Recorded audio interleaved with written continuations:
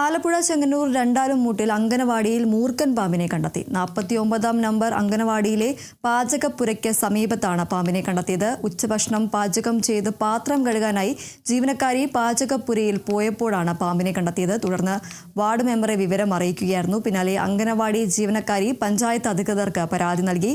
ജനപ്രതിനിധികളും വിവിധ വകുപ്പുകളിലെ ഉദ്യോഗസ്ഥരും സ്ഥലത്തെത്തി സ്ഥിതിഗതികൾ വിലയിരുത്തി.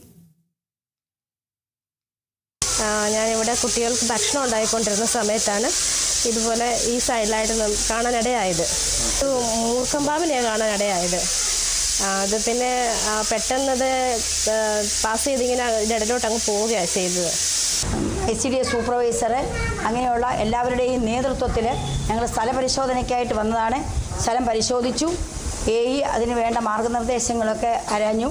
താമസിക്കാത്ത അടിയന്തരമായി യുദ്ധകാല അടിസ്ഥാനത്തിൽ ഞങ്ങൾ ഇതിന് പരിഹാരം കാണുന്നതായിരിക്കും. ഞങ്ങൾ അതിന് വേണ്ട നടപടികൾ ഇന്ന് മുതലേ തുടക്കം കുറിക്കും. അതുകൊണ്ട് അടുത്തുള്ള പ്രദേശത്തുള്ള കുറച്ച് കാട് നല്ലവണ്ണം കിടപ്പുണ്ട്. ആ പ്രദേശത്ത് അയ്യത്ത് ആ ഭൂമിയിലെ കാട് വെട്ടിത്തെളിക്കാനായിട്ട് ആ ഓണർക്ക് ഞങ്ങൾ നോട്ടീസ് കൊടുക്കുന്നതായിരിക്കും.